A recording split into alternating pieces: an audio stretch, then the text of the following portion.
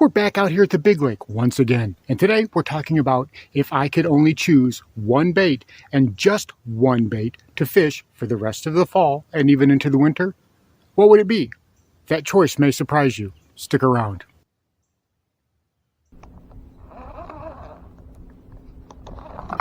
Got him. Whoa, that one's fighting pretty good, kids.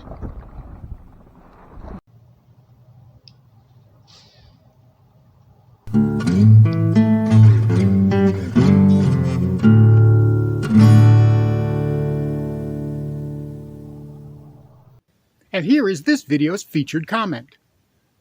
Congratulations! If you would like to have a chance to have your comment featured in an upcoming video, all you've got to do is leave a comment. And now, on with the video. Welcome back to Lowbrow Fishing, and if you were here for the last video, if not, I'll link it down in the description below. We talked about one of my all-time favorite ways to fish in the fall, and not just in the fall, but all year long. And that's using a jig. I love using a jig. I'm very happy with the jig and comfortable with it. And I find that they can be very effective in a multitude of situations. But today, we're talking about something that's just a little bit different. If I could only choose one bait, and I have to rely on just this one bait to get me through fall and winter or whatever, what would that be? Well, and that choice is going to be kind of easy. Maybe not surprising for a lot of you, but for some of you it might be just a little bit shocking. And that is this guy right here, a soft plastic stick bait. If I could use only one bait, it's got to be this. And that's because I can do so many different things with it. Whether I'm fishing deep, whether I'm fishing shallow, I can use this to great effect. I can catch so many fish. And to prove that point, I came out here to the Big Lake today, and I wanted to make sure that I kept one of these tied on in some form all day. Whether if it was a wacky rig, whether it was a weightless Texas rig, or whether it was a weighted Texas rig, I wanted to fish that today more than anything else, you know. And honestly, I did have topwater tied on a little bit and a jerkbait tied on a little bit, but those really didn't amount to anything. For the most part, all the fish that I caught today, and today was a pretty epic day. I caught 14 fish in just a few hours, which was really, really good. But 11 of those 14 fish were as a direct result of this. Most of those, 8 or 9 of them, I believe, came on the Texas rigged worm. And then I got a couple of nice ones on the wacky rig. But, you know, if we have only one bait, if you have to choose only one bait, I'm telling you, I've got to recommend this because you can do more with this than you can any other type of bait, hands down. And the thing about it is, I did a video, I don't know, maybe 6 months ago, about how this little guy right here, the soft plastic stick bait, has caught more fish than any other type of presentation combined. And it's not even close, you know. And that's not hyperbole. That's backed up with actual evidence. You'll hear other guys like Gary Yamamoto has also said that same thing, as well as some other prominent anglers. Whether it's a myth or not, I don't know, but I got to say I believe it. I actually believe it because I've caught more fish with one of these than probably anything else that I know of. A jig's got to be a close second, but this is still the top of the list. And the funny thing about it is it fishes so much like a jig, doesn't it? Whenever you do a Texas rigged worm, you are fishing it very much like a jig. Now, the equipment may be just a little bit different, but the way we're fishing it is very similar to a jig, isn't it? Where we're casting it out there, we're letting it sink to the bottom, and then we're slow dragging it back to us, winding down that slack, and then slow dragging it back to us, you know. And when you feel a bite, you wind down and you set the hook. Very, very similar to fishing a jig. And the equipment I was using was pretty simple. This guy right here, 7-to-1 gear ratio reel with 12-pound fluorocarbon on it. I was fishing around a lot of timber today and a lot of flooded brush, so I didn't want braid sawing into that and getting me stuck. I've got a 1/8 ounce bullet weight here. I've got the weight stop slid up here a little bit so we can have some free movement on that weight because I didn't want the weight and the worm connected together. I wanted that weight to fall down and then drag the worm behind it at a slower pace because the water's still cool. Just because it was sunny and about 90 today, that water is still cool and those bass are still lethargic, and I had to take that into account. But that's how I was fishing this today. And I find that separating that weight stop and moving it out of the way, or not even having it all together, I'm telling you, that can really make a huge difference when fishing one of these, because it makes this fall a lot more slowly. It's not going to fall like it would if it was weightless, but it does fall a lot more slowly. And when those fish are a lot more lethargic, that can really help get a few bites here and there. And today, it really did. I mean, this guy was cleaning up today. I went through a pack and a half of worms, and these are my homemade, just 5-inch stick baits, but a Yum Dinger will work, a Senko will work, Strike King shimmy stick, any type of stick bait, your favorite brand of stick bait, whatever it is, will work just fine. And I'm telling you, if you can only bring one type of bait, it's got to be this. You will catch fish with one of these. It's uncomplicated.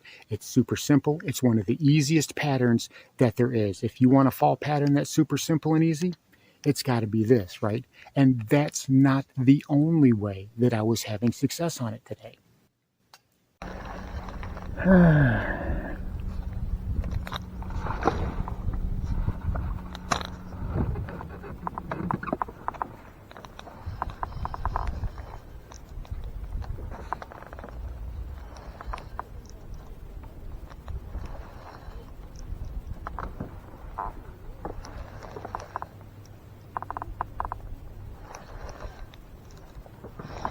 Got him. He's not a giant, but I saw him running off of my line. Third little dink. That was on the wacky rig. Half pounder. But thank you, we sure do appreciate it. Alright. See about catching the next one.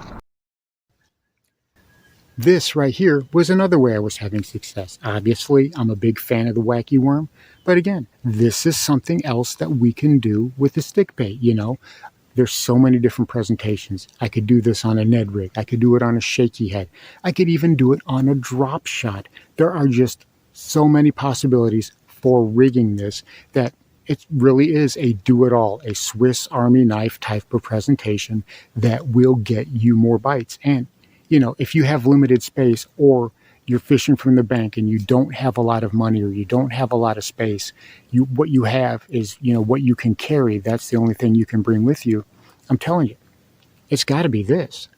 You will get more bites than any other bait in the fall or in the winter, especially moving into the winter. And it doesn't matter if you're fishing shallow. It doesn't matter if you're fishing deep. It doesn't matter if you're fishing from the bank or from the boat. And that's why a stick bait is so versatile. It really is a secret weapon.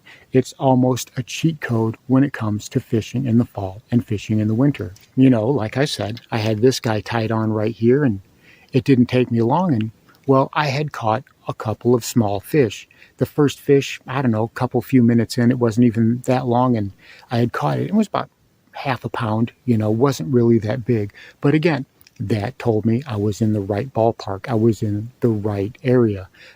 Now again, not too much later, I was hooking into a couple more little dinks, a little more half-pound squeakers, 3/4-pound squeakers. Those were not the fish that we wanted, but those were fish that were telling me I'm on the right path. I needed to, target maybe just a little bit farther back off of the bank. I think those bigger fish were, they were warming themselves, but they were just pushed back a little bit further off of the bank. And once I started fishing just a little bit farther off of the bank, I could find that sweet spot, and, well, this was the result.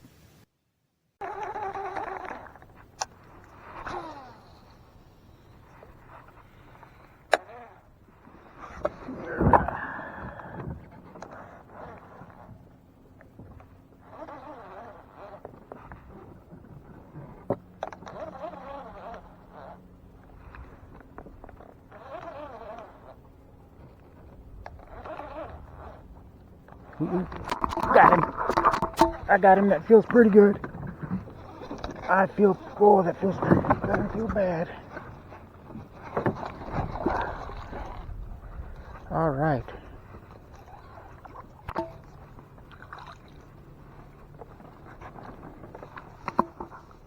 Didn't I catch you the other day? Right in the roof of the mouth. Right in the roof of the old mouth. What a nice, gorgeous fish. Beautiful, beautiful fish. £1.5 on the dark green Texas ridge worm. Okay. Thank you, buddy. Oop, there he went. Let's go get another one. So, £1.5, £1.75 fish. Very, very nice. And that wasn't the only one.